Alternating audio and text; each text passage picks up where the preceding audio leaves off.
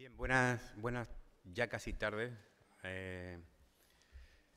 Iniciamos ya sin más demora la última sesión plenaria de este congreso de AESLA, y en este sentido pues tengo que decir que constituye para mí muy sinceramente todo un auténtico honor y un auténtico placer presentar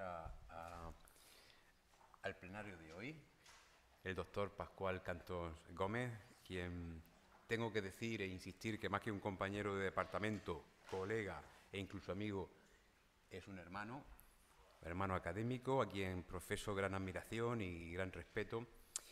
Pero lamentablemente la faceta que corresponde destacar hoy no es esta, sino es otra que es todavía incluso que es más objetiva. Pascual Cantós es catedrático de Filología Inglesa y decano actual de nuestra Facultad de Letras en la Universidad de Murcia. Y entre sus muchos frentes, porque es tremendamente activo, pues es presidente de ALINCO, es miembro del grupo de investigación la CEL, y también es editor de la revista internacional Research, Design and Statistics in Linguistics and Communication Science, de la editorial Equinox Publishing.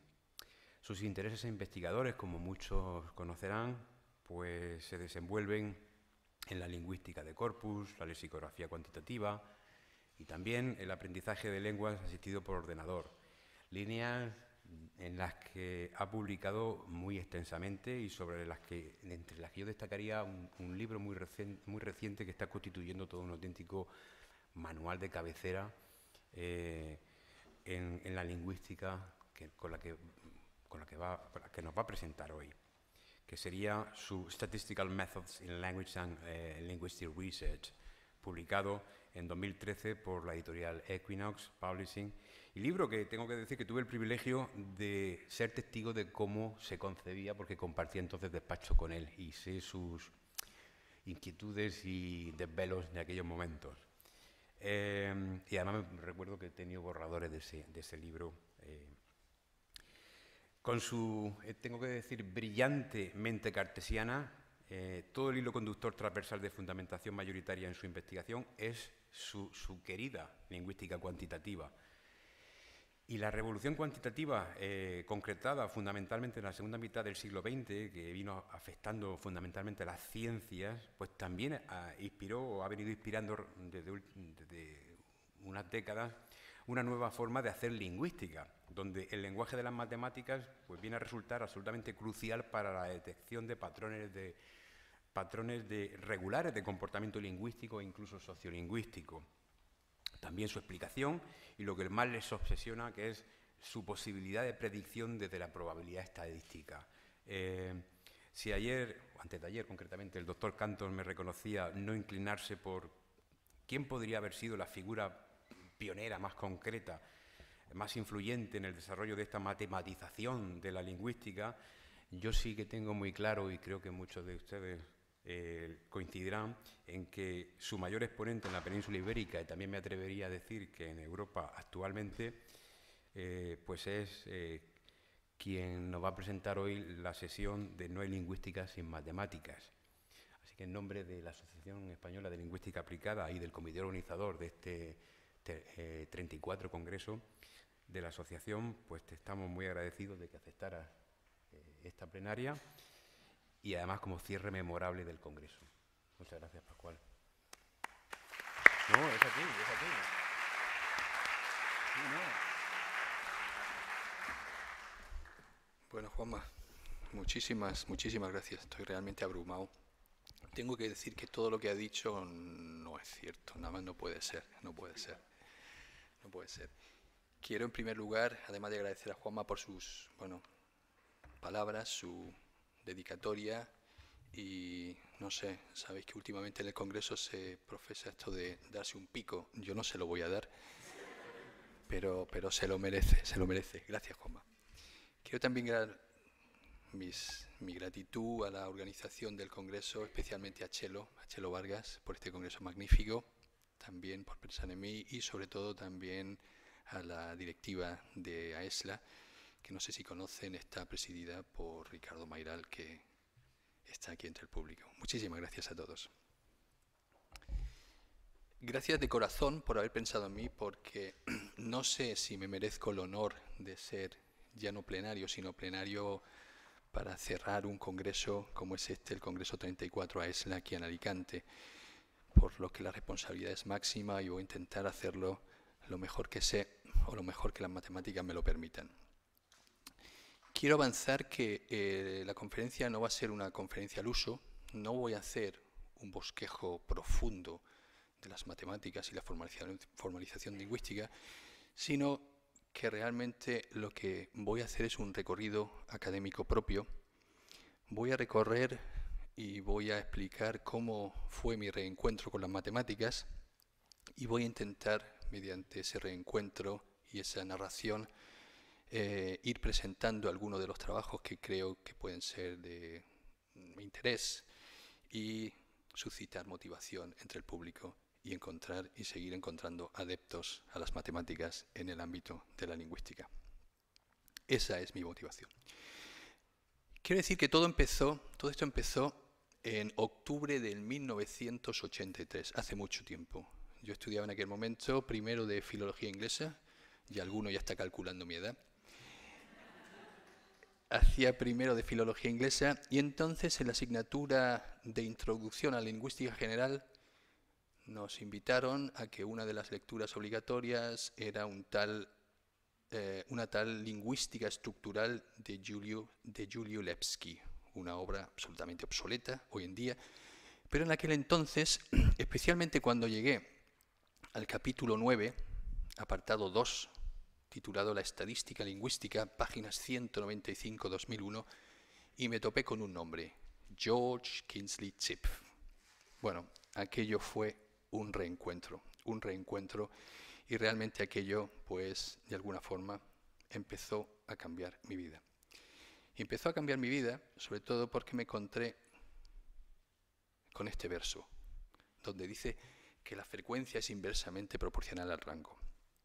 Confieso que estuve cegado por esta fórmula o por esta formalización matemática aplicada al lenguaje y me llevó como, no sé, diría que 19 días y 500 noches entenderla, porque realmente era fascinante. Era fascinante, incluso hoy en día me fascina y no sé por qué encierra ese formalismo tan sencillo unas propiedades lingüísticas absolutamente inquebrantables, como veremos. Más tarde, con ya mis lecturas, me di cuenta y además reconocí que este caso representa un caso especial del principio de Pareto. El principio de Pareto lo que establece es que en una distribución o en determinadas distribuciones sesgadas, como puede ser el lenguaje, hay muy pocos elementos muy frecuentes y hay muchos elementos poco frecuentes, algo que se da en la sociedad. Hay muy pocos, muy ricos, y la inmensa mayoría somos pobres. Pero eso es un dato que se conoce también, el principio de Pareto, como el 20-80. Con el 20% de la población se puede explicar prácticamente el 100% de la variabilidad. Y esta formalización, que la frecuencia es inversamente proporcional al rango, si se formaliza matemáticamente, pues vemos lo siguiente, una cosa tan sencilla, que si cogemos un texto, un corpus, y extraemos las palabras, en este caso, pues yo he extraído ahí al azar 5 palabras, de, pero, mi, y normalización, las ranqueamos de mayor a menor frecuencia. Si tipificamos la frecuencia y su rango, la relación que hay entre el rango y la frecuencia, si se ve aquí claramente, el rango va creciendo, la frecuencia decrece. De ahí que la relación sea o la proporción sea inversamente proporcional. Pero lo más interesante no es eso. Lo más interesante es la consistencia interna que se establece al multiplicar la frecuencia por el rango. Obviamente aquí, al ser una muestra no muy representativa, pero se puede observar cómo los valores son bastante parecidos entre sí. Y eso es algo muy curioso, porque realmente el lenguaje, sin darnos cuenta, a pesar de ser una selección bastante arbitraria o determinada por el contexto, al final, si se analizan los elementos, la distribución de esos elementos está perfectamente predecible, o es perfectamente predecible. Muestra de ello, además, si lo visualizamos gráficamente, vemos aquí como hay muy pocos elementos, aquí está el rango y aquí la frecuencia, hay muy pocos elementos muy frecuentes, y a partir de aquí se establece lo que se conoce una curva asíntota, es decir, una curva que prácticamente se aproxima a cero, nunca se puede aproximar a cero, porque siempre al menos la frecuencia será 1, pero se ve claramente que la frecuencia aquí es decreciente, y se ve aquí como muchísimos elementos, gran parte de los elementos tienen una frecuencia muy baja, y hay muy pocos elementos que tienen frecuencia muy alta. Claramente aquí es el principio de Pareto. Para ver si realmente hay relación entre la frecuencia y el rango, porque tiene que haberla, porque si no lo hubiese no habría una constante, podemos, lo que se llama es normalizar los datos. Una forma de la normalización de los datos es mediante una transformación logarítmica, y aquí sí queda patente que tenemos una regresión negativa. Claramente una regresión negativa. Si nos damos cuenta aquí nuevamente los puntos, vemos como hay muy pocas palabras con frecuencia alta, sin embargo aquí la densidad de los puntos va creciendo. Incluso hay momentos en que son absolutamente paralelos, y eso simplemente porque tienen la misma frecuencia. 0, que el logaritmo de 0, como todos saben, no saben, pero yo tampoco lo sabía, ahora lo sé y ahora lo sabrán, es siempre 1. Curiosamente también hay otra formalización matemática a partir de ese principio que la frecuencia es inversamente proporcional al rango, y es que el número de palabras que están determinadas por un rango de frecuencia, si elevamos la frecuencia al cuadrado, también nos da una constante. Esto realmente es absolutamente relevante, y esto fue uno de los principios que permitió la decodificación del código de los alemanes con el famoso matemático Turing. Si vemos aquí el número de palabras que tienen frecuencia 1, si multiplicamos el número de palabras por la frecuencia, por la frecuencia al cuadrado, también obtenemos una constante. Eso quiere decir que partiendo de un texto cualquiera, podíamos predecir cuántas palabras con una frecuencia determinada tienen. Y eso es absolutamente predecible, y eso es algo fascinante. Algo que me llegó a pensar que parece que el caos no ordena el lenguaje, sino que el lenguaje está de alguna forma ordenado. La implicación de la distribución zipfiana llega mucho más allá. Incluso se puede aplicar en otros ámbitos absolutamente que nada tienen que ver con la lingüística. Veas el caso, por ejemplo, reciente, donde dice: una misteriosa ley predice el tamaño de las ciudades más grandes del mundo. Pues tenéis que saber que mediante la ley de Zipf se puede predecir todas las ciudades estadounidenses, la población de todas las ciudades estadounidenses con una población mayor a 100.000 habitantes. Si cogemos la ciudad más poblada, que es Nueva York, la segunda ciudad más poblada será la mitad de la primera, que es Los Ángeles, y la tercera población, o la tercera parte de la población de Nueva York, que será Chicago. Y esa relación se establece perfectamente. Por lo tanto, algo parece que está pasando en nuestra mente, y nuestra mente está de alguna forma predispuesta a esa formalización o a esa cuantificación matemática o estadística que no sabemos cómo funciona. Claro, todo esto me llevó a pensar, digo, Pascual, déjate de gaitas, esto para un filólogo lingüística es imposible. Entonces, claro, esto te obliga, pues, si quieres entender, o al menos aplicar en tus investigaciones, porque realmente no soy matemático, yo soy, como dicen por ahí, el tuerto en el país de los ciegos. Yo sé un poco más de matemáticas que el resto de los lingüistas, pero realmente no soy matemático, y de ahí que pues no sé suficiente álgebra, no sé demostraciones matemáticas, etcétera. Ojalá supiera, y ojalá tenga alguna vez el tiempo y la paz para dedicarme a ello. Pero realmente mi frustración era que yo me veía imposible a llegar a entender cómo poder aplicar las matemáticas al lenguaje. Y eso me obligó realmente a una formación, o a empezar a informar, porque yo, filólogo inglés, pues yo sí, gramática y algo de Shakespeare sabía. Después ya con mi tesis doctoral, está aquí además el doctor Germán Ruiz Pérez, Germán, que me ayudó muchísimo, pues empecé a adentrarme en el mundo de la aplicación de la informática al aprendizaje de lenguas. Posteriormente hice un máster en lingüística computacional, lo cual ya me adentré en lo que era la programación. Me adentré en la programación, sobre todo lógica, con Prolog, y algo también en programación con C, y la formalización, sobre todo de sintaxis. Pero realmente lo que fue determinante fue adentrarme en la estadística. Y por ello que tuve que hacer también un máster en estadística multivariante, que fue definitivamente lo que me ayudó.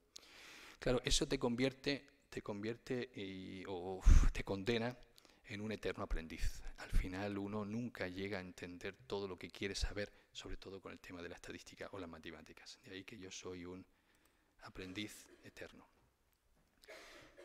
Lo que a continuación voy a hacer un periplo por aquellas líneas o aquellos trabajos en donde he intentado aplicar la estadística, que son la lexicografía computacional, lingüística forense, lingüística clínica y otros como por ejemplo el perfil léxico de los personajes. He de decir que mi interés nunca ha sido un área lingüística en concreto, nunca. Nunca me he dedicado a la morfosintaxis, ni a la sintaxis, ni a la lingüística forense, sino que eran problemas concretos. Lo que siempre intentaba era dar una luz nueva a determinados problemas clásicos o problemas que supuestamente no tenían una resolución o una explicación al menos plausible para mí o suficientemente formalizada en el ámbito de la lingüística. De aquí que yo simplemente retomo temas. Lo que me interesa lo retomo y lo hago. Me da igual contar palabras que contar ratones. Me da exactamente igual. Lo que quiero es aplicar técnicas estadísticas nuevas. Eso fue además lo que motivó, por ejemplo, una de mis estancias en Essex, en la Universidad de Essex, en el Centro de Sociometría y Econometría, cuando todos me preguntaban, ¿qué haces tú aquí? Digo, no, yo vengo absorber lo que vosotros hacéis para ver si lo puedo aplicar al lenguaje. Bien, pues una de las aplicaciones o el ámbito que realmente me ha llevado más tiempo ha sido la lexicografía computacional y sobre todo partiendo de la ley de Zipf en ver cómo se podían formalizar algunas propiedades. Está la archiconocida fórmula o de la ratio type token que dice que los tokens o las formas divididas por el número de palabras de un corpus nos dan un índice de riqueza léxica o riqueza de variabilidad, lo que se conoce también como el mecanismo definido de crecimiento de vocabulario. Este principio no es nuevo, es un principio que ya a principios de siglo pues detectaron el alemán Gustav Hender o también el lingüista lituano Juhan Tuldava y más recientemente Hibbs. ¿Vale? Si nos damos cuenta, y esto es interesante porque este principio ha llevado muchísimos errores en la lingüística del corpus. Si nos damos cuenta, el número de palabras de un corpus crece linealmente, pero sin embargo el número de tipos y de lemas no. Es un exponente, es un crecimiento exponencial, además negativo, porque tiene asíntota, es decir, que llega un momento que ya no crece. Bien, pues muchos se empecinan a seguir dividiendo los types por los tokens, sin más, y efectuar comparativas. Si nos damos cuenta, el denominador crece siempre de forma lineal, mientras que los tipos crecen de forma exponencial. De hecho, con un exponente inferior a 1. Suele ser menos 1, perdón, 0,5, 0,6, 0,7. Pero realmente interesante, lo que a mí me llevó a llegar más allá es si este índice es un índice que te expresa el crecimiento o la riqueza léxica de un texto, ¿es posible formalizar los tipos a partir de los tokens? Es decir, si cojo un texto, ¿puedo predecir cuántas formas y cuántas palabras distintas tiene? Eso es lo que me llevó a estudiar esa famosa regresión. Esto es un ejemplo sacado de Alicia en el País de las Maravillas, ¿vale?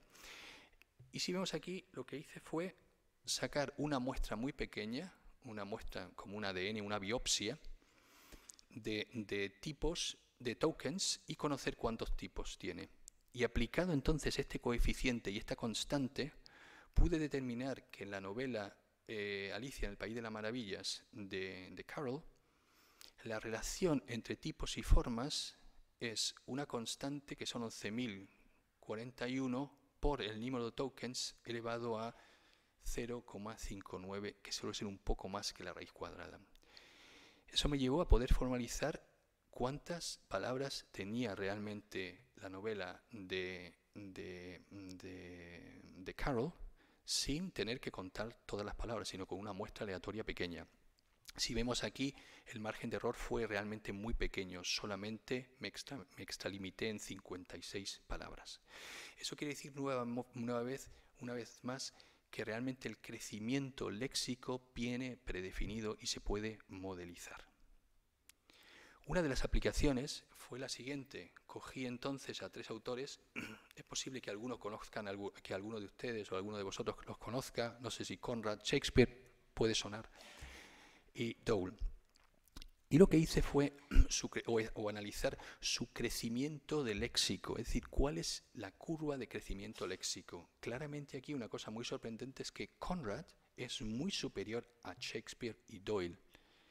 yo no lo sabía, pero al final, leyendo mucho sobre Conrad, me di cuenta que Conrad realmente no se acostaba con una mujer, se acostaba con un diccionario inglés. Conrad era polaco y su pasión era buscar palabras raras en un diccionario e incorporarlas en tus textos, de ahí el crecimiento.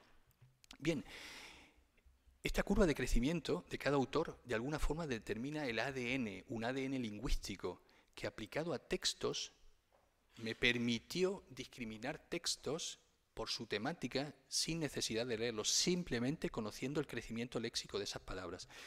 De modo que cogí una serie de textos, 11 textos de distintas temáticas, de geografía, historia, ciencia natural, en medicina, filosofía, química, física, informática, matemáticas, arquitectura y sociología, y simplemente con su ADN, es decir, con su índice de crecimiento de formas, pude establecer, sin más, 4 categorías. Veía, por ejemplo, que geografía, historia y ciencias naturales forman un clúster, son muy parecidos en cuanto al ritmo, el ritmo de crecimiento léxico.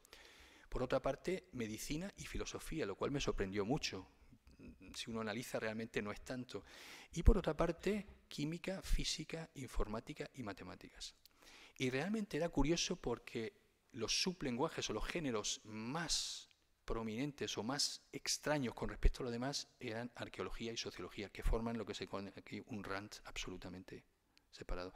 Lo cual, con una simple medida, era capaz de discriminar 11 textos en 1, 2, 3 y 4 categorías distintas, simplemente con una medida.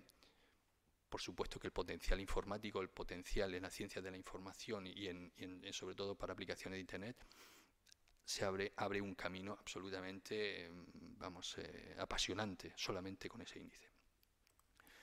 Otro de los temas que me ha apasionado mucho es el de las constelaciones léxicas o también la capacidad asociativa de las palabras.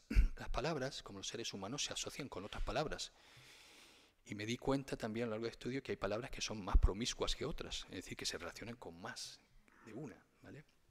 Para analizarlo, lo primero que hice fue establecer una diferencia, además eso ya está en la literatura clásica, entre coocurrencia y colocación léxica. Coocurrencia simplemente 2 palabras que coocurren, sin más, pero las colocaciones léxicas son aquellas que coocurren bajo un índice de atracción realmente significativo, estadísticamente significativo. Hay muchísimos índices, está el índice Z, la información mutua triple, el DICE o la razón de similitud. Pero el problema no era ese. El problema es que dependiendo qué fórmula o qué medida de asociación uno utilice, los resultados son absolutamente distintos. Esto, por ejemplo, son los colocados léxicos estadísticamente significativos de Whale, de la novela de Moby Dick. Si comparamos aquí, vemos que algunos sí, pero otros realmente no hay ninguna correlación entre ellas. Y eso realmente me fastidia. ¿Y por qué cuando esas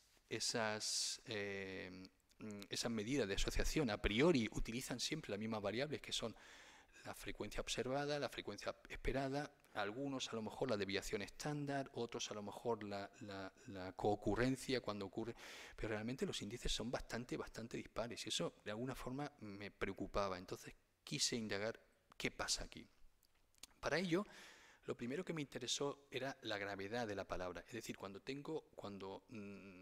analizo una palabra, por ejemplo, en este caso puede ser conferencia, pues cuando utilizo conferencia hay palabras que coocurren en ese contexto de conferencia. Algunas de ellas son atraídas directamente por conferencia y otras no. Por ejemplo, ponente puede ser una de las palabras atraídas por conferencia. Entonces, lo primero que me interesaba era conocer el contexto. ¿Cuál es el contexto de influencia de esa palabra? O sea, ¿qué expansión de influencia tiene una palabra o qué gravedad? En este caso lo que cogí fue la palabra mano.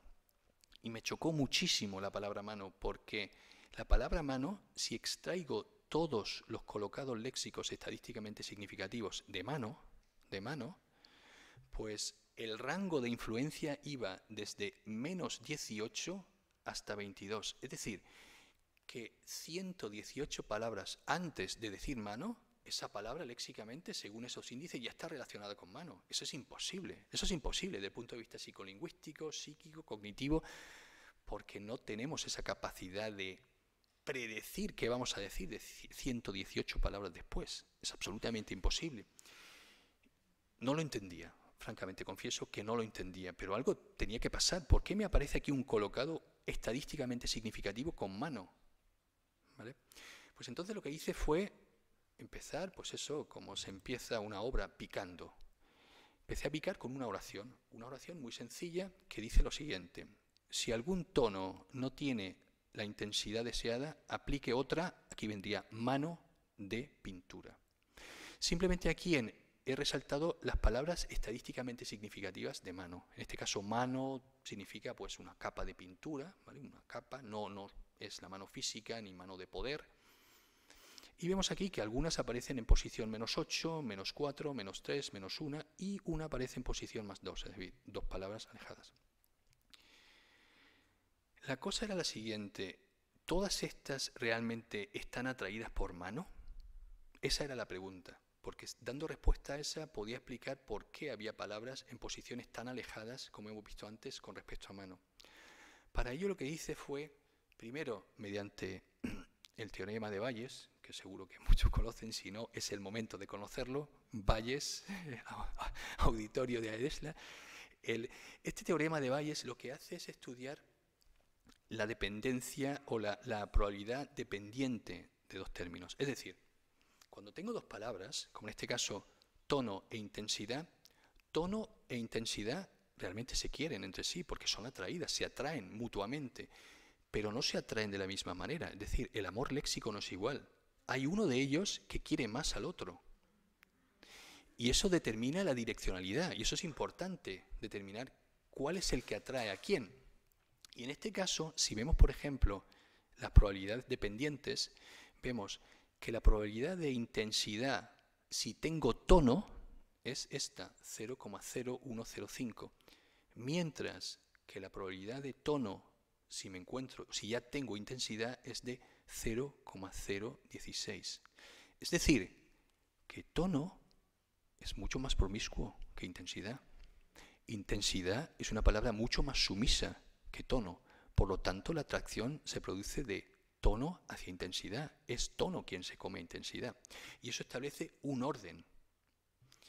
Pero claro, aquí tenía no solamente tono e intensidad, sino que también tengo otros elementos. Lo que quería saber es cuántas posibles combinaciones se pueden dar entre 1, 2, 3, 4 y 5 elementos estadísticamente significativos. Por lo tanto, simplemente fue aplicar la fórmula de combinatoria de combinaciones posibles sin repetición, porque ninguno de los elementos se repite.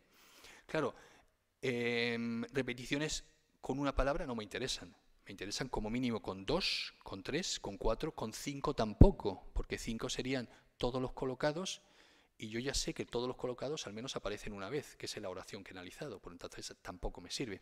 Entonces lo que me interesaba era conocer las combinaciones de 2, 3 y 4. En total, de 2 elementos hay 10, de 3, 10 y de 4, 5. Por lo tanto, hay un total de 25 posibles combinaciones de esos 5 elementos que son estadísticamente significativos. ¿Y por qué lo quiero saber? Porque a partir de ahí yo puedo extraer o conocer cuál es el orden de la atracción. Por lo tanto, estas son todas las combinaciones posibles que yo encontré en el corpus. Es decir, mano atrae a pintura, tono, esta es las veces que aparece 17 veces, tono atrae intensidad 11 veces y así sucesivamente. Y solamente me encontré la combinación de 3, tono, intensidad y deseada 2 veces. Las demás posibilidades no aparecían. Si examinamos, vemos que aquí, simplemente por el orden de atracción y la frecuencia, pintura es atraído por tono, intensidad por tono. Pero aquí lo interesante, pintura y tono no se atraen directamente.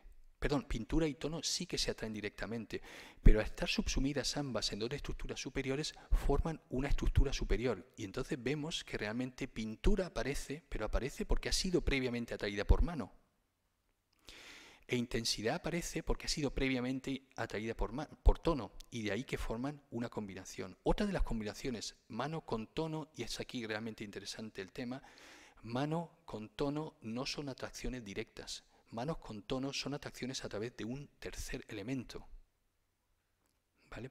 Y eso explica por qué puedo tener elementos muy alejados, aunque son estadísticamente significativos, con el nodo. Y es porque esos elementos no son directamente atraídos por el nodo, sino son atraídos a través de terceros. Son co-colocados o co-co-co-colocados. Y eso lo que hace realmente es que establece una cadena de elementos, claramente aquí, o lo que nosotros llamamos con esa metáfora de constelación léxica, donde hay un sol, en este caso mano, que tiene una serie de estrellas, en este caso tenía dos, aplique y pintura, y a su vez vemos aquí que tono realmente no es atraído por mano, sino que tono es atraído por mano a través de pintura. Si no apareciese la palabra pintura, tono no aparecería nunca en el contexto de mano. De la misma forma pasa con intensidad y deseada. La aplicación inmediata es que realmente las constelaciones léxicas nos pueden ayudar a determinar los significados de una palabra. Porque si una palabra como mano tiene distintas constelaciones o subconstelaciones, cada una de esas subconstelaciones atraerá colocados, co-colocados distintos, lo cual a priori podríamos detectar un significado 1, significado 2 o significado 3 sucesivamente. Una primera aplicación de esta aproximación fue hacer un análisis discriminante, donde cogimos realmente los colocados de cada una de esos significados. Esto está aplicado, me parece que es con la palabra abuela. Abuela tenía, según diccionario, cinco significados, según la tipificación.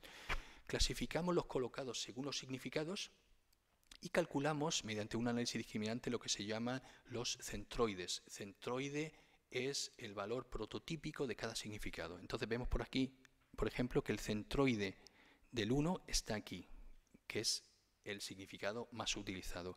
El centroide del 2 aquí. Y ahora, ¿cómo se desambigua? Pues cualquier punto que tenemos aquí, que son oraciones, con la palabra abuela, se asocia con su distancia mínima, que será el valor o el significado que tiene. ¿Vale? Aquí lo podemos ver ampliado mucho mejor. Aquí, por ejemplo, tenemos el centroide 5, que es el significado 5, pues vemos que aquellos que están más próximos a 5, automáticamente se les asigna el valor o el significado 5. Aquí hay algunos, por ejemplo, estos dos, que aunque parecen estar próximos y deberían tener el valor 1, porque además no lo son, pero no lo son por una sencilla razón. Esto es una visualización en 2D. Son dos funciones. Cuando tenemos 5 significados, para discriminar 5 significados necesitamos 4 funciones discriminantes. Por lo tanto, lo que estamos hablando son de 4 dimensiones. Entender 4 dimensiones es un poco complejo, pero si entendemos 3 dimensiones se entiende mucho mejor. Y es lo siguiente. Si tenemos dos oraciones que están muy próximos a dos centroides, pongamos así. En un plano, estos serían los centroides, ¿vale? Y yo tengo aquí una oración. Esta oración está muy cerca de aquí, por lo tanto, por lógica, correspondería a este centroide, tendría este significado. Pero si lo vemos en 3D, habría una tercera dimensión y aunque aparentemente desde el plano este significado esté más próximo aquí, realmente en 3D se ve que la cercanía es mayor con el otro. ¿De acuerdo? Por tanto, es difícil de visualizarlo, pero para visualizarlo obviamente no podíamos, 4 dimensiones es imposible, pero en 3 dimensiones se ve clarísimo que los puntos realmente no están en un plano, sino que están dispersados en el espacio, y los centroides exactamente igual. Eso nos ayudó, por ejemplo, a ver posibles aplicaciones a la desambiguación léxica. Esta aplicación tiene serios problemas, y tiene serios problemas porque en la desambiguación léxica o la asignación de los significados, no todos los significados, o mejor dicho, cuando sacas ejemplos, no tienes ejemplos suficientes para todos los significados, y entonces incurres en algo que se llama lo de escasez de datos. Entonces hay ejemplos que solamente tienes una oración y no es suficiente para tener un valor discriminatorio importante. Otra de las aplicaciones, y nuevamente insisto, las aplicaciones en lingüística forense cualquiera, era simplemente por el valor matemático o la cuantificación formal que tenían. Eso es lo que me interesaba, no el tema en sí. Una de las aplicaciones en lingüística forense que me llevó también algún tiempo fue la detección de la mentira. Podemos detectar la mentira mediante aplicaciones matemáticas, ¿vale? Entonces lo que hicimos fue lo siguiente. Hay una base de datos importante, la Linguistic Inquiry Word Count, de Penn Baker, Francis y Booth, que lo que hicieron fue sacar aproximadamente 2.200 palabras y también raíces léxicas que agruparon a su vez en 75 categorías, y esas 75 categorías las clasificaron o las tipificaron en 4 dimensiones o 4 factores, como son procesos lingüísticos estándares, procesos psicolingüísticos, relatividad y asuntos personales, ¿vale? En esencia, más o menos, no, en la dimensión lingüística estándar, o en la dimensión 1 o factor 1, está índice de cuenteo de palabras. En el caso, por ejemplo, de procesos psicológicos, hay verbos con procesos afectivos. En el caso de la relatividad está el tiempo verbal, algunos adverbios de movimiento. En el factor 4 hay palabras o léxico relacionado con ocupación, pasatiempos, etc. Bien, pues lo que hicimos fue lo siguiente. Utilizamos una aplicación que está disponible en Internet, se llama Weka, que es una máquina de soporte vectorial lineal, que realmente lo que hace es con los datos los lineariza y te permite clasificar y hacer categorías de esos datos mediante la clasificación que tú le das a priori. La clasificación que nosotros damos a priori es verdad, mentira. Entonces teníamos 2 categorías, una función discriminante, y los informantes que utilizamos al final fueron 100 informantes. A esos 100 informantes les dijimos que eligieran una de las siguientes categorías, que tenían que ver estos temas, es decir, no los elegimos nosotros, ya vienen predefinidos por la literatura, por lo tanto no es que fuera... Era la sexualidad propia, tauromaquia, mejor amigo y mejor profesor. Bien, a estos informantes se les pidió que de forma anónima eligieran uno de esos temas y redactaran la verdad sobre ese tema, y a su vez redactaran lo contrario o la mentira. Es decir, en el caso de los toros, pues si uno está a favor de la tauromaquia, tenía que escribir a favor de la tauromaquia, y si estaba en contra, pues decir que está en contra del sufrimiento de los animales, aunque sintiese lo contrario. De modo que cada sujeto, los 100 sujetos nos entregaban 2 textos, uno con verdad y otro con mentira. Esos textos se transcribieron, se procesaron y estos fueron los resultados. Realmente, bueno, estos son la medida F, es decir, la medida armónica entre la precisión y la exhaustividad. Se ve claramente que la dimensión 2, que es la que tiene que ver con los procesos psicológicos, en general es la más efectiva, con un porcentaje del 68,3% de aciertos entre verdad y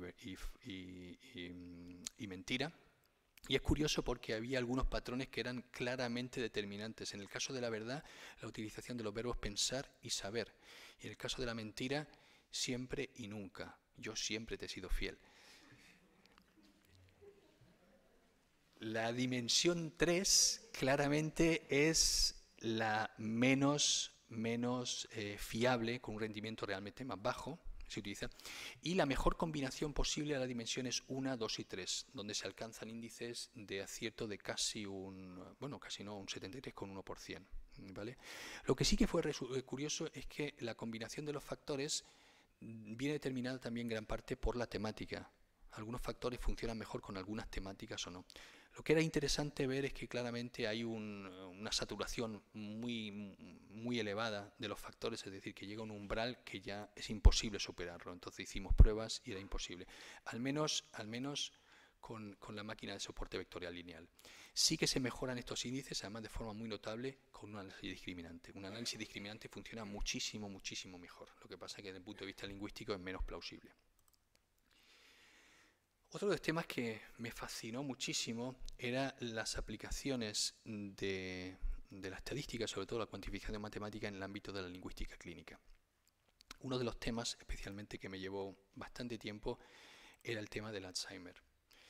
No solamente por la cantidad de personajes que últimamente están saliendo, como Thatcher o Agatha Christie o mi tocayo Pascual Maragall o Jack Nicholson, sino porque empezaron a salir algunos estudios realmente relevantes sobre el Alzheimer, y sobre todo desde el punto de vista cuantitativo, lingüística cuantitativa, ¿vale? Bueno, el Alzheimer no hace falta decir mucho de él porque todo el mundo lo conoce, es una enfermedad, un deterioro cognitivo, una pérdida progresiva de las capacidades mentales y además pues cuando se ven estos gráficos realmente se ve lo terrible de la enfermedad. Se produce una atrofia progresiva que afecta a todas las partes del cerebro, como se ve aquí. Esto es una persona afectada y una persona sana, ¿vale? Y el cerebro además encoge, queda reducido en tamaño y en volumen realmente, ¿vale?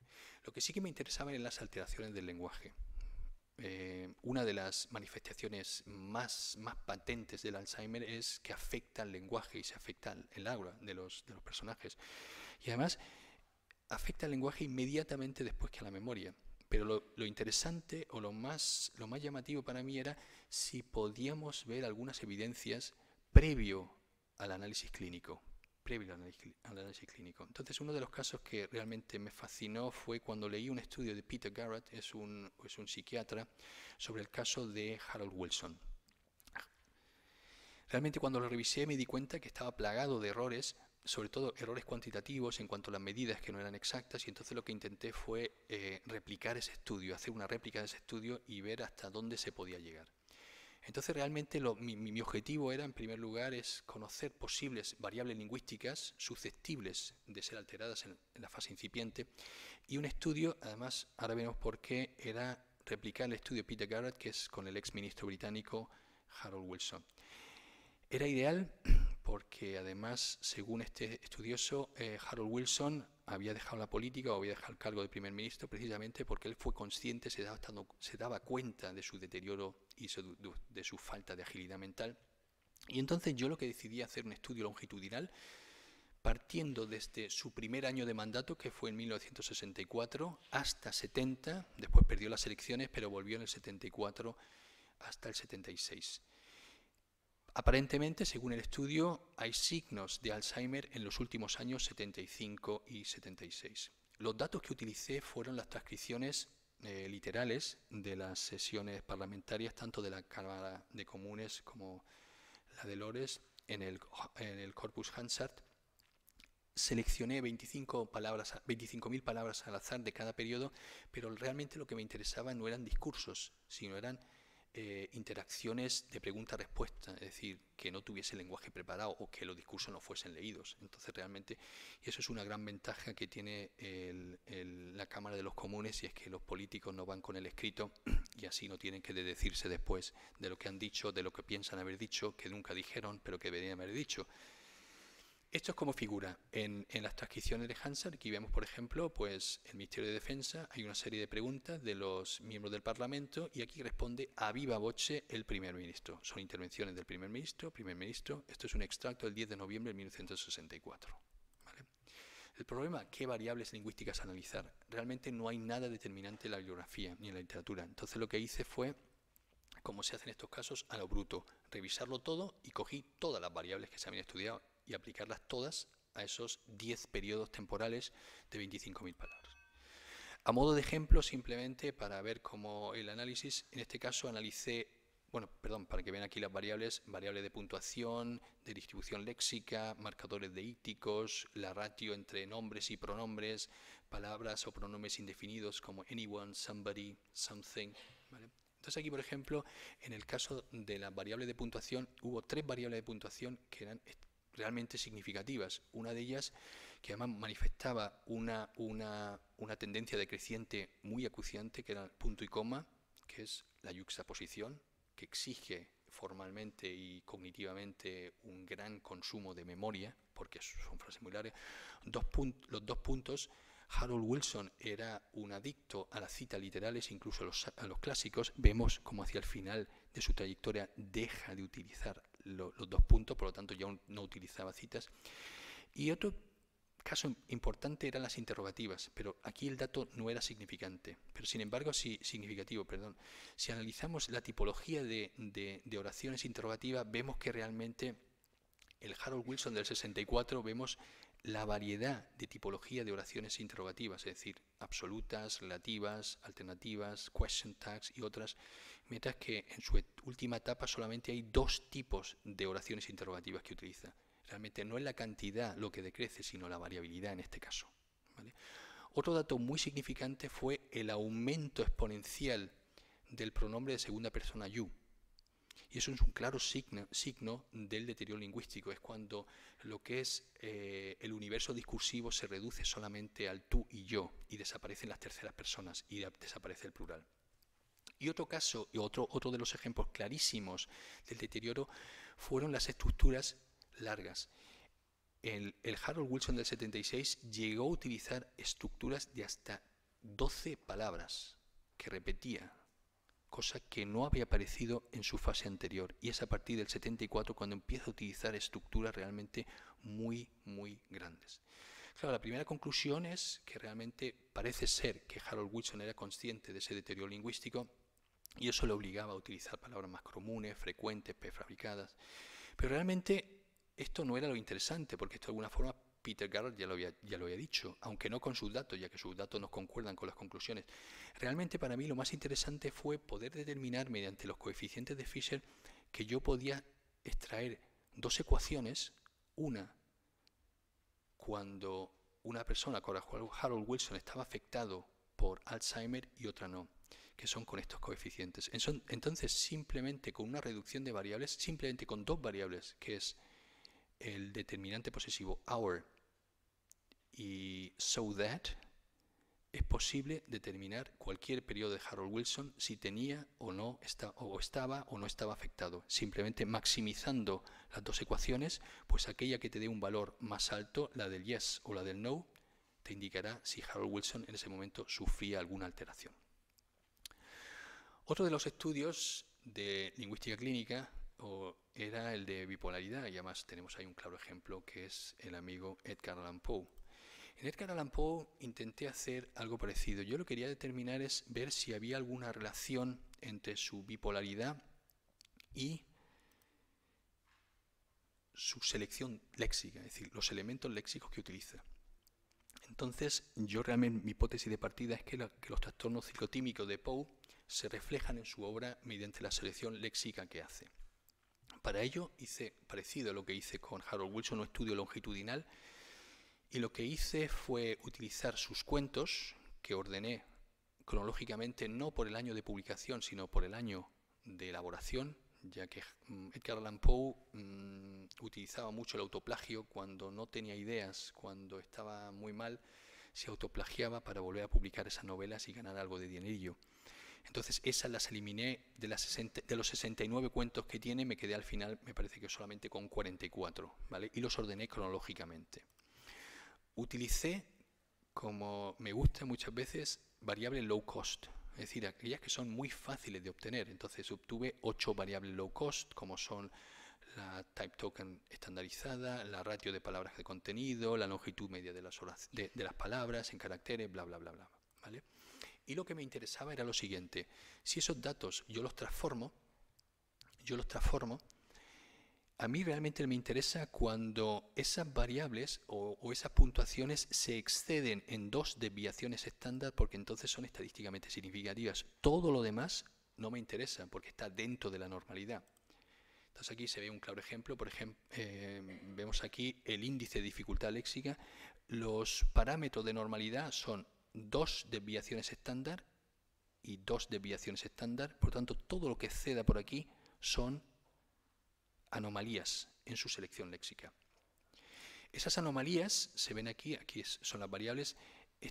Las áreas en verde son periodos de cierta normalidad y tranquilidad mental de Poe, y estas son claramente fases de alteración psíquica o cognitiva de los personajes.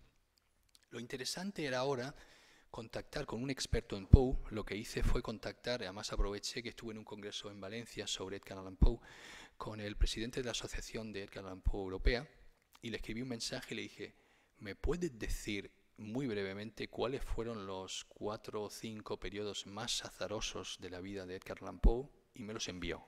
Me dijo los periodos temporales y me dio alguna razón. Al comparar esos periodos con esas anomalías léxicas, esos 4 periodos coincidían plenamente con lo que yo previamente había sacado, que son precisamente estos 4 periodos. Primer periodo que va del 38 a principios del 39, donde Poe y su familia se marchan de Filadelfia. En 39 se establece en Nueva York, empieza a tener problemas económicos, se casa en el 36, periodo de depresión, euforia. Y así sucesivamente. El más pronunciado fue el último, que fue desde mediados del 46 hasta el 49, que coincide plenamente con el periodo detectado, que es la muerte de su esposa, grandes deudas y su propia muerte y estado depresivo. Por tanto, nuevamente aquí se confirma algo que de alguna forma la literatura estaba ahí, pero que faltaba por corroborarse.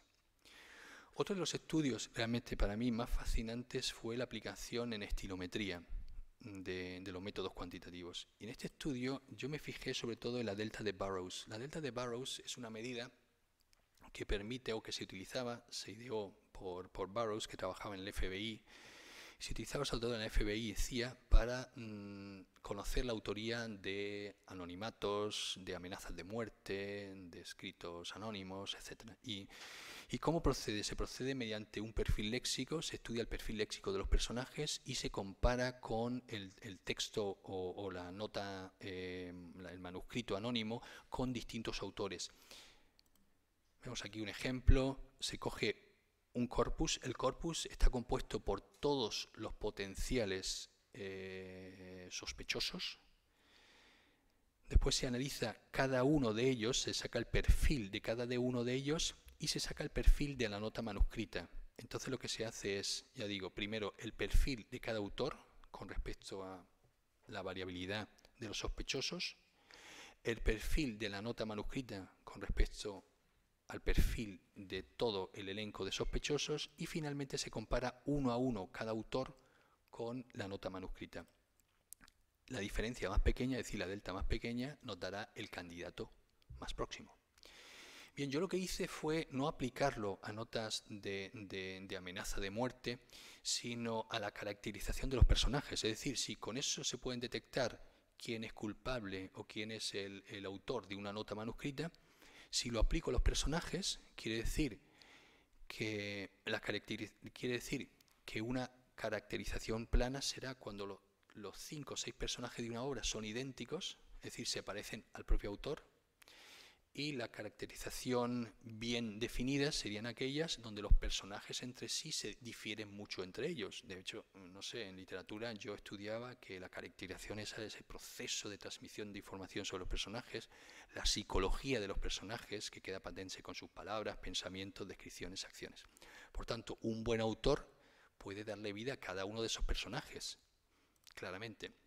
Entonces, cogí, posiblemente se conozca aquí en la sala, esa obra de Shakespeare, Hamlet, príncipe de Dinamarca, y me fijé en los personajes principales, Hamlet, Claudio, Polonio, Gertrudis y Ofelia.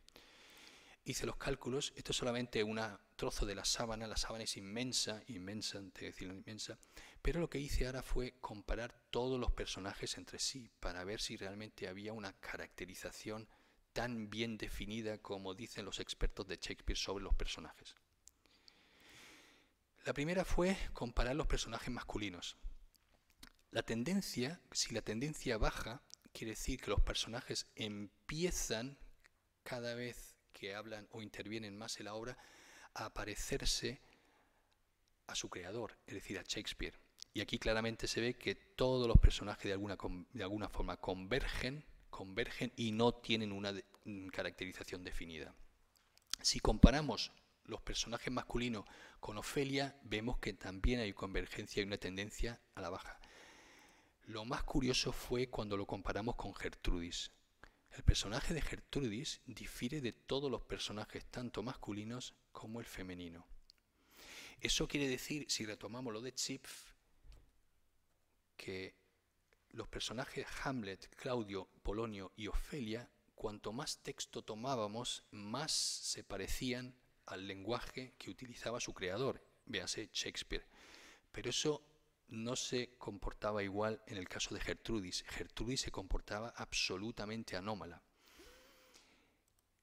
Gertrudis en ningún momento sigue un patrón previsible y además diverge absolutamente de todos los personajes de Shakespeare. Y esta última línea no se puede leer ni decir, pero está escrita ahí. Claramente indicaba que ese personaje Shakespeare no lo pudo haber escrito, al menos con mis datos. Alguien le ayudó. Alguien le ayudó a escribir ese personaje. Si consiguió Shakespeare escribir ese personaje, es un genio. Bien, algunos se preguntarán, claro, es que este sabe. No, realmente las matemáticas y el lenguaje no es algo tan reñido como parece ser. El lenguaje y las matemáticas es algo absolutamente alcanzable. Las matemáticas están al alcance de todos y cada uno de los que está en la sala, porque cada uno de los que está aquí es mucho más inteligente que yo. Y si yo podía hacerlo, cualquiera lo puede hacer y cualquiera lo puede analizar. Hay un estudio interesante que se llevó a cabo en 2010, el SAT, que es este examen tipo selectividad que se hace en Estados Unidos, con 1,5 millones de sujetos, detectó que aquellas personas que puntuaron muy alto en matemáticas, solamente 5 de ellas tuvieron una puntuación deficiente en lengua. Y al revés, aquellas que puntuaron muy alto en lengua, solamente 154 personas de ellas puntuaron muy bajo en matemáticas. Lo cual quiere decir que hay una correlación directa entre la lengua y matemáticas. El que sabe hacer lengua, sabe hacer matemáticas. Hay una tendencia y unos estudios nuevos que se llama la culturómica, que es muy recién, empieza en 2007. La culturómica es anterior al Big Data, mucho anterior al Big Data. El Big Data es el nombre que han querido dar los informáticos así rimbombante, pero la culturómica, realmente su objetivo es el estudio del comportamiento humano, tendencias culturales, y la metodología es utilizar cantidades ingentes de textos, megacorpus, que hoy en día se llama esto minería de datos o Big Data. Hay un estudio fascinante de Lieberman y Michel que se llama Quantifying the Evolutionary Dynamics of Language, mediante corpus diacrónicos y sobre todo con el Ngram Viewer de Google. Lo que hicieron fue analizar los verbos irregulares en inglés desde el inglés antiguo, pero no equivocarme, Juanma, inglés antiguo, inglés medio, inglés contemporáneo. Bien, por las fechas, más o menos. Lo que en los corpus diacrónicos detectaron fueron 177 verbos irregulares. En 1200, de esos 177 solo quedaban 145 y hoy en día solo quedan 98. El Ngram Viewer, no sé si alguno lo ha utilizado, son 5 millones de libros, lo que es un volumen brutal de unos aproximadamente 500.000 millones de palabras. Eso, traducido, quiere decir que es como la cadena del gen humano, pero 1000 veces más larga. O una cadena de texto que va de aquí a la luna, ida y vuelta 10 veces. Esa es la cantidad de texto que se realiza con el Ngram Viewer. El Ngram Viewer es tremendamente versátil. Aquí, por ejemplo, es un estudio evolutivo del uso de thrived, de forma irregular, y throve. Aquí se ve como la forma irregular siempre ha sido superior a la forma regular hasta el punto de inflexión, aproximadamente los años 20, donde la forma regular se dispara. Lieberman y Michel lo que hicieron es aplicarlo a los verbos y detectaron una tipología de 6 categorías de verbos. Verbos, los más frecuentes, irregulares, después segunda categoría, tercera, cuarta, quinta y sexta. Si vemos los verbos irregulares más frecuentes, que siguen siendo be y have, tienen un porcentaje de regularidad diacrónica del 0%. Es decir, Lieberman y Michel les auguran todavía una vida de 38.800 años a esos verbos. En la última categoría vemos que prácticamente todos, el 91% de esos verbos se ha regularizado. Los que quedan en esa categoría les quedan solamente unos 300 años de vida. Es interesante porque si se analiza la regresión aquí, una transformación logarítmica, se ve que es decreciente y es menos 0,5, lo que indica que la vida de cada verbo irregular es proporcional a la raíz de su frecuencia. Es decir, que por cada 100 años de diferencia, 100 años de frecuencia de diferencia de un verbo irregular a otro, cada 100 años son 10 años más o menos de vida, dependiendo de eso. Animo sobre todo, si a alguien le interesa la culturómica, hay 3 artículos fascinantes también de estos autores y sobre todo de Pedersen y Tenenbaum, que animo. Y ya para acabar, porque sé que todo el mundo quiere irse, yo acabaría no con esta frase lapidaria de Stephen Hawking, que dice algo así como que se ha progresado de forma muy notable en las últimas décadas, pero si queremos continuar, nuestro futuro está en el espacio. Yo no podría decir eso, ni mucho menos. Yo sí que parafrasearía eso y diría que sí que hemos progresado de forma muy notable en lingüística, pero creo que si queremos seguir progresando o avanzando, nuestro futuro está de la mano de las matemáticas. Muchas gracias.